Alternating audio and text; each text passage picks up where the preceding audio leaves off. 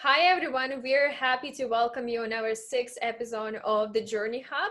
And today with us is Shamita Banerjee. And let's start by introducing a little bit her. So she has more than 9 years experience in the industry across different markets, India and Canada.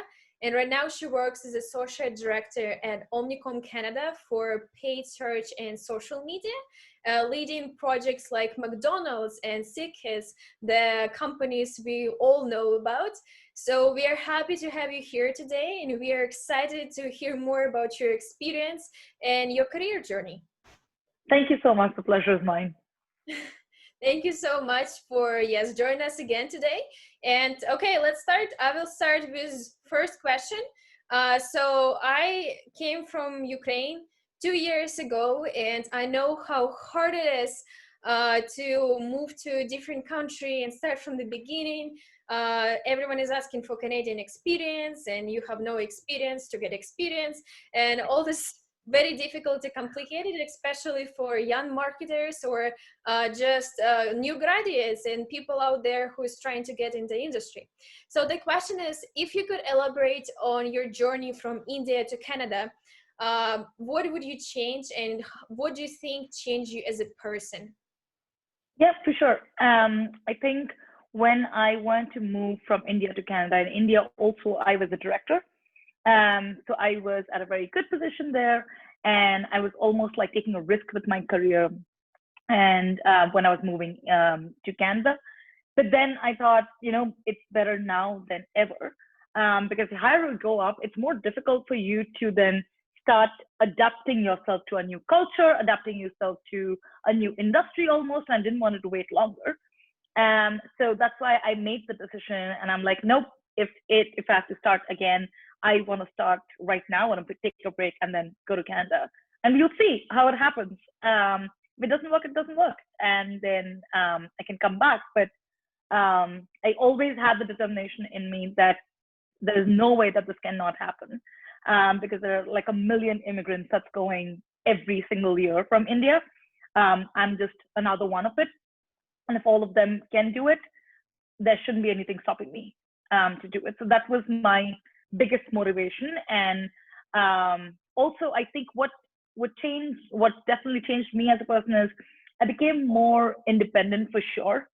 I stopped. I literally didn't have anybody here. I had no friends or family. So it was just me, with my 2 suitcases landed in Canada. So I had only myself to depend on. And in India, it's a different culture, right? Because you have people there to do everything for you. You have handyman that you can call at like really cheap cost. You have maids come in your house to cook, to clean. But in Canada, one, they're not easily affordable because it's so expensive. And there's a huge labor shortage here, which means you have to end up quickly ramping up all the life skills that you have never learned in like a short 1 month crash course almost. And then you have to start living your life. So I think I grew up as a person a lot, on a personal level, because definitely it's not just the work that I used to do like back home in India, but it's also like household chores that I would also have to balance at the same time. So then this definitely brought out like a matured Shamita. Somewhere it was there within me. I never could explore that in India. But I think this country has given me all the possibilities that I could have probably never even done in India. So yeah, very thankful and grateful that I made that decision. And that sounds very great and inspirational. And even for people who are just planning to move to Canada or even any other countries, it's Yeah. very complicated. And you're showing a great example of this courage, of this I don't know, like hard work and Yeah. even maturity, because I know how like difficult it is when you're coming in, like the market is different, like especially like Yep. advertising, you need to understand who you're targeting to. So thank you so much for sharing that, and it's already great inspiration for our audience to hear how you started. Yeah, Triash. Yeah, I completely agree with whatever, Shamita just said. It's like really hard to enter into this market after coming from India, and to be at that particular level here in Canadian advertising industry is in itself is an example that I would just like to add on. And it is again, I'm again, repeating myself. It's a pleasure to have you, and to add on to that, I know that you have a lot of experience, like 10 years of experience, good experience. So I'm pretty sure that you must have a lot of resources that would have helped you in your career. So we want to know, and our audience would like to know, what are the resources that, along that track line that have helped you and have you here till this position in your career? I think we as humans, we underestimate the power of people. And I think the biggest strength that we have is to learn from one another. I think back home, I only worked in one company in IPG. And I'm really grateful for every single learning that I have, either with my peers or with my bosses, my seniors, even with vendors or juniors. You learn from a lot of them because everybody has their own different story to talk about. Everybody has their own perspective on how they can solve a solution. There can be 100 solutions to solve one problem. And definitely, I think that the power of people definitely is very, very helpful. Um, and I'm really grateful to everything that I learned in IPG, that I could use that as transferable skills to come to Canada while I was doing my job hunt. Also, when I was doing my job hunt, reaching out to people on LinkedIn can be so much more. It's underestimated. Like, we need to do it a lot more than what is amplified. I know, like, when people do their job search, they're like, okay, let me just go and apply to jobs directly on LinkedIn or Indeed. Right now, I'm in the position that I take interviews. And if it's not referred by someone, I'm not going to randomly start interviewing people or reach out to people. It is more about, have they have spoken to any of my colleagues? Do any of my colleagues have worked with them in the past? Have I worked with them in the past? And some sort of like background experience, because you're getting them in your team and you will share a large chunk of your day, and you want to get that correct person in. So it's the people power that I honestly believe that is amazing when it comes to learning, growing yourself, and growing others, because you all want to help each other out to grow together. And definitely in terms of job hunt, your networking is your main key. So yeah, that's all in a nutshell. I cannot agree more than that. Reason being, we ourselves started networking, and I learned from back in India. Reason being, when you work in an industry, you network with people for sure, either with your clients or with your associates. It's in itself is a very important thing. And when we started this podcast, we were like, how important is it to reach out to people for the better good, for the better good of the society, not for ourselves. And so networking in itself may, is a step forward for sure. But adding to your point, that people which are helping you from, it's like a backbone for you. Yep. I could not agree more than that, Karina. Yeah, and I was just going to add on this. This is a great insight actually for people who are looking for a job. I know actually Seneca, because I'm graduated from Seneca. A couple of people reach out to me, even though I'm new to the industry. They reach out to me asking about my experience, and they ask for informational interview. And I was like, okay, let's do it. Yeah, but they shared with me a secret that actually Seneca is a part of the course to do informational interviews right now. Yeah. So colleges are trying to teach people, like actual students, to network, to communicate with people, and I think this is actually a great skill, maybe something that was missing for a lot of people, and I think this is great, and it's actually great to hear.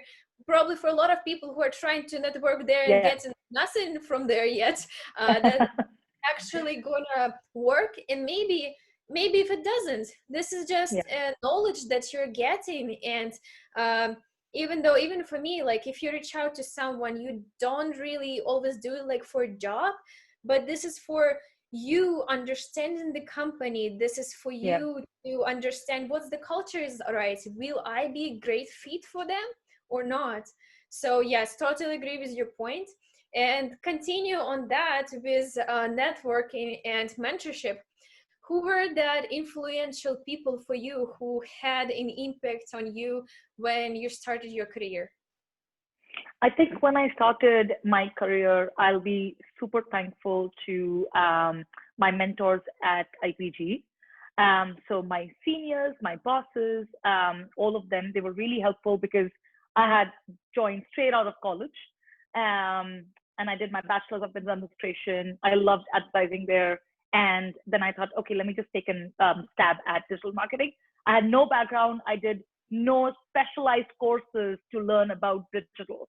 I knew nothing about digital, and neither did like my family background. Nobody has done digital, so I relied nothing but on my um, seniors, my colleagues at my organization to teach me, to help me grow. And I think because of them, here's where I am, because they haven't not shied away from answering any of my silly, stupid questions. Um, and they, in fact, they were the one who said that there's never a stupid question. There's a question, but it's never stupid. You don't know the answer, and that's why you're trying to learn more and ask. So I really like that attitude, and I try to inculcate that and incorporate that when I am imparting knowledge to my juniors, my teammates, that ask away, because you don't ask now. Tomorrow you become a director and you don't know the answer. Your junior will ask you, and then where will you go? I'm like, okay, shit, I should have known this like 4 months back. I didn't know. So definitely ask away, ask people around, and I owe all my credit to all my past managers, I guess. Yeah. No, I couldn't agree more because of reason that every line, every sentence that you just said, I can relate it to myself. Reason being, working back at home, the things that I learned back at home was similar to that. I asked those stupid questions back at Denshu, and they were so nice people, especially my mentor and my manager. They never said no. They used to take me for the sessions, so it's very important. And working in media is all about imparting knowledge. In itself, I would say working in any industry is similar to that. But in media, like you have new trends daily coming up. And when you share it with other people, they can, implement on the clients and can tell you the results, or, this is the, trend that is going on. This is the benchmarks that we have got.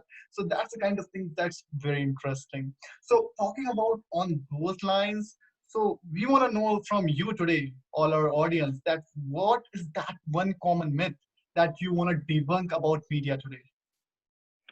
I think one very common myth that I keep hearing in digital marketing is just Google and Facebook. No, there's a whole lot of world beyond that. I mean, yes, they're great, and there's a lot of audience, and all of us have a Facebook, Instagram, and a Google account. But from an advertiser standpoint, it's not just that. So don't dump all your money only in these two platforms. But there's so much more to explore. So many users go on multiple touch points. You do not just see TV anymore. You see TV, and you will be scrolling on your WhatsApp, or you'll be scrolling on your Snap or Instagram at the same time. So it's never one platform where it's going to answer all your questions and solve all your business objectives. That's not going to happen. That's why you need to explore multiple platforms, test out. The power of testing is so great, because unless you don't test it yourself and don't take the risk of testing out with a new platform, a new product, you will not know if it works for your business or not. So 100%, I think, do not assume that Google and Facebook are the be it and know it all, and go up and test out with multiple other platforms, multiple formats, and then take a call. And also, on a lighter note, another myth about media and advertising professionals in general is it's a very glamorous job. It's all about vendor parties and free lunches and alcohol. It's not that. That's maybe 5% of what we do. 95%, we have tight deadlines, demanding clients, and late work hours. So it's a lot going behind the scenes, because we deal with millions and millions of dollars of clients' marketing budgets. So we are responsible for that. So it's not just all fun and games as how it's perceived either in movies or generally by people who are not from this industry. Yes, and actually, I would agree on that. A lot of people think that this is exactly what's going on, and when you actually get into agency or you get into industry, you're like, oh no, that's not really what I expected. It's a little bit different. So yes, I totally agree on that.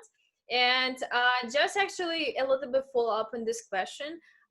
What would you recommend for like young marketers who are probably trying to get into industry and they're looking for some resources, maybe like blog posts or like articles or I don't know, like different courses, because we all took LinkedIn Learning and all took Hotsuite and HubSpot because this is what we think we need for the future and our experience, but sometimes it's not. So what would you recommend? And maybe on a different side, if young marketers trying to help the business grow and business is doing some marketing like in-house, so they're not like hiring an agency, how would you what would you recommend for them to explore how to understand what's the channel, like media channel is right for your business and how to like move forward with that? Sorry, complicated Okay, question. cool.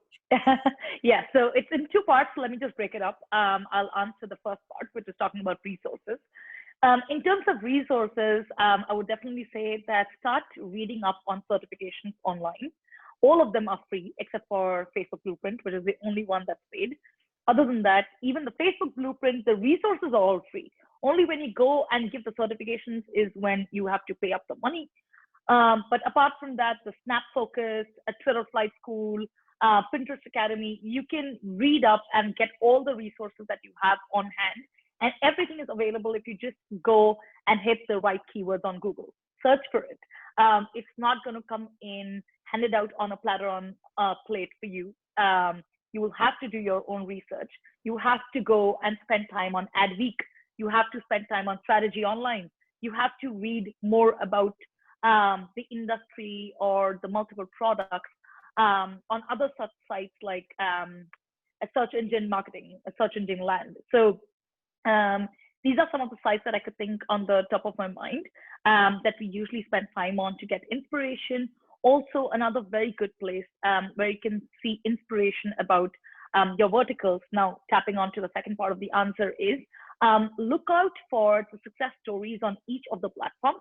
All the platforms always love to show what best their products can do or what best which brands are associated with them. Always go and do a quick search on the success story. So do like Snapchat success story or Twitter success story and Facebook success story. You will get a whole link of their portal where you can choose which industry, which region, and which vertical that you want to see, or which product that you want to see the case study about. And it will talk about the best performing case study for that particular market or that particular brand that you can take inspiration from while you're trying to start building out. And also other resources like Strategy Online will also help talk about what are the growing trends in the market. Read up a lot, because digital marketing is one such place that changes every day. Like there must be like some change that happened like last week. And if you're not updated like till now, you've already missed the bus. And somebody else has already taken up the scale and they are doing a better marketing job than you are. So read up more, be informed more, and you need to be so much on your toes. This is like the one place where you need to be much more proactive, much more on your toes than probably any other field, because it's marketing. You have to think on your feet. If you do not have a reaction or you do not have a strategy almost for everything that's going on, you're losing it. You're not making the most efficient use of your client's dollars. Does that answer your question? Yes, thank you so much. Very And much. I agree. Very much. It was quite insightful. Yes, Very insightful. I was. That's so great to listen. I really appreciate that. The way that Shamita just explained, it was, I would say, a prof would explain the same way. That's the thing, hands down. Yeah, and it's actually great insights even for small businesses who are trying to find Yep. and create their success stories. I Hmm. was taking notes. I was listening to you and taking notes like, oh my God, this is so great. Yeah.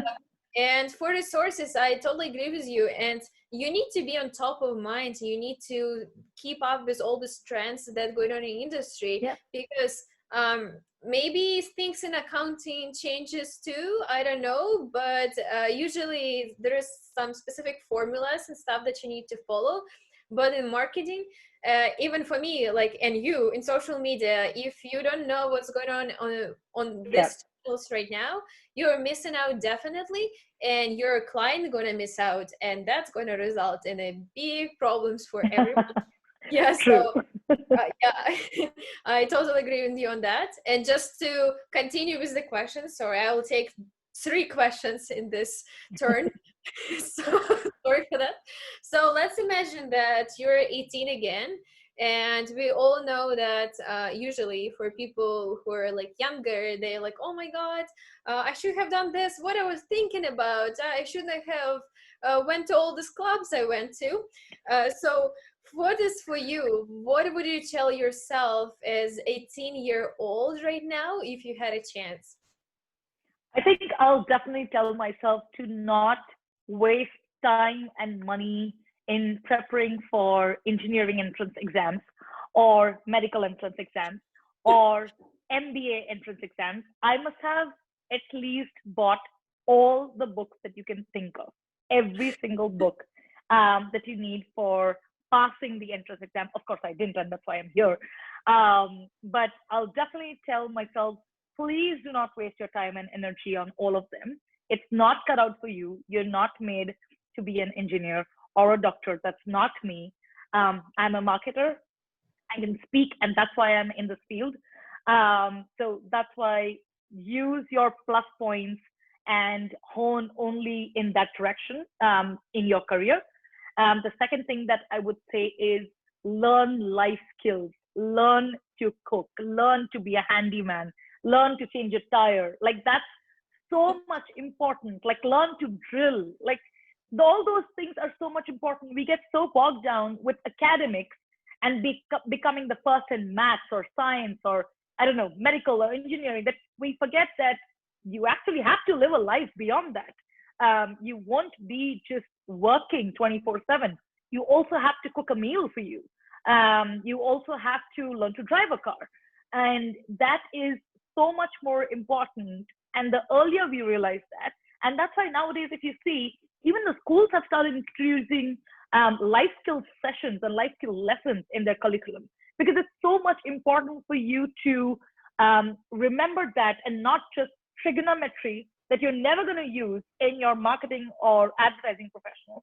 I have spent like what 9 years now without using anything of trigonometry.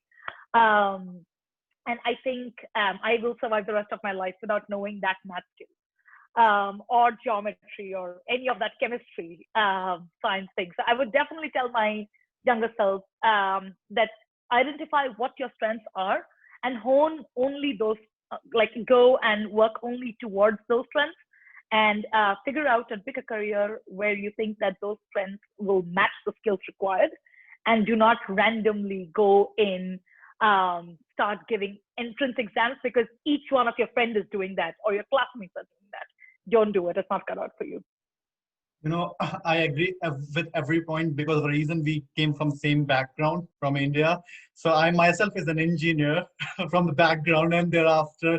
So in hindsight, I would say that at Denshu, when I applied, so there was a mandatory thing that for that particular position, only engineers can apply because they're good at numbers.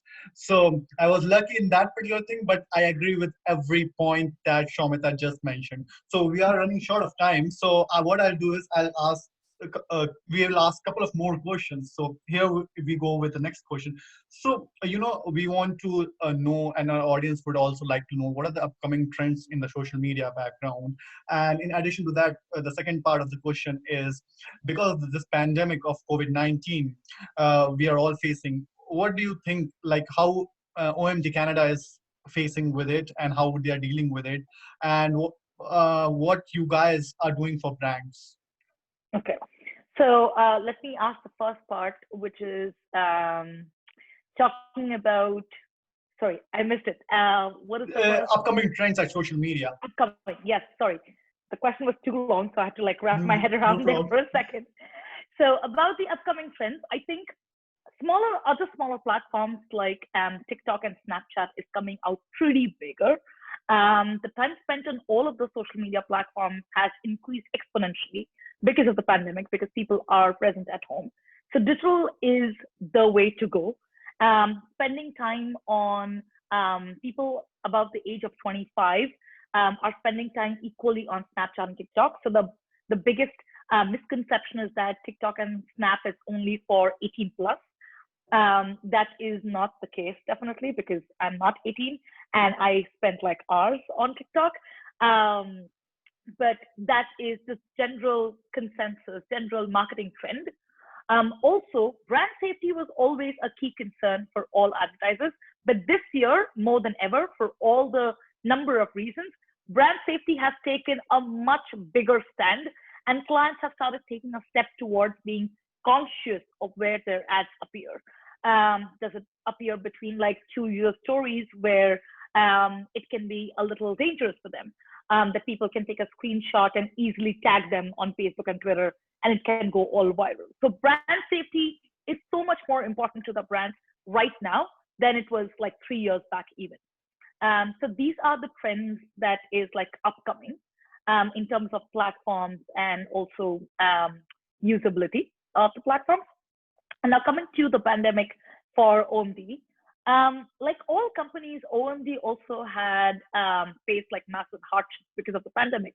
A lot of our brands were auto brands, theater, like Cineplex or Warner Brothers. So these are the industries that were massively impacted. And the leadership or the higher management had to unfortunately take some really hard calls to deal with them. But the beauty about OMD or Omnicom as a group is that the impact was not massively felt with the people within the whole run. It was absorbed a lot by the senior leadership, and it did not reach as much as it could have affected because of the global pandemic to the OMD employees. And in terms of dealing with our clients, 9 out of 10 clients of ours, actually, let me say 10 out of 10 clients of ours are happy with the effort that we have taken for them, the extra mile that we have taken for them, the planning that we have done, contingency planning. What happens if there is a wave 2? We have already done the planning for that. So now when there is a wave 2, we do not have to go back to the drawing board and make the plans all over again, because we have done the contingency planning, we have done the homework in advance. So being more proactive with the client is what I have noticed that really goes a long way for them. And now they're feeling really grateful to be part with such an agency, to be in partnership with such an agency who thinks about them not as, okay, a client, when you'll brief them, we'll come back to you and all of that. It's more proactive, saying, okay, this is what is happening. This is what's in the news. This can strike. This can close down again.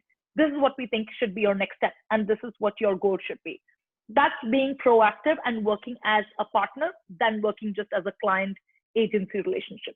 And that is what is sailing us through. Thank you so much, for sharing that. Yeah, that's quite insightful. I apologize that we are running short of time right now, but before you go, just last question, that what is that one advice that you want to give to all the young marketeers out there? Just that one advice. I think the one simple advice, it's actually pretty simple, but it's very difficult to implement, is be clear and passionate as to you want to get into digital marketing. Because digital marketing is, or marketing as a field or advertising, is a very strenuous job. it's not all rainbow and it's not all hunky dory. You have to be absolutely sure that you want to get into this field and have that passion and that hunger to learn, because you will learn each and every day. I mean, I haven't stopped learning even at this stage, and I don't think any of my seniors have stopped learning too. And I think passion is the key that will actually drive you to places. It will make you go as high up in your career as you want. Because without that, you're just doing a 9 to 5 job and it can get mundane pretty soon. So love what you do and give your 100% and you'll be okay. You Thank you know, so much for sharing that. This is the best advice, honestly. I wanted to ask a question about what to do when you don't know like what to choose, but I think you just answered that.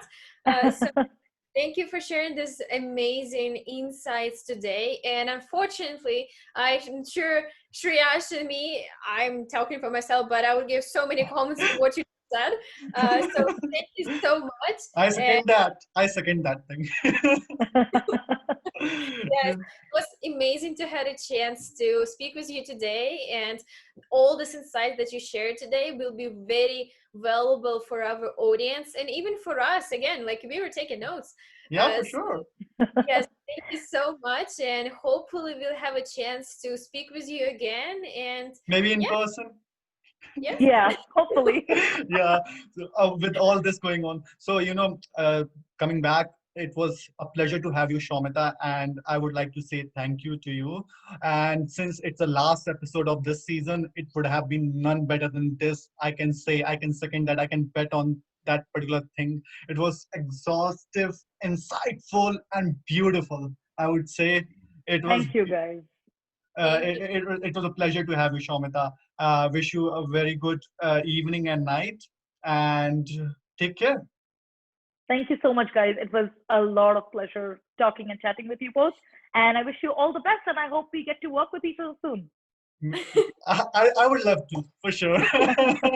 Okay, take care, Shamita. Have a good night. Thank you. Take care. Bye-bye. Bye. Bye.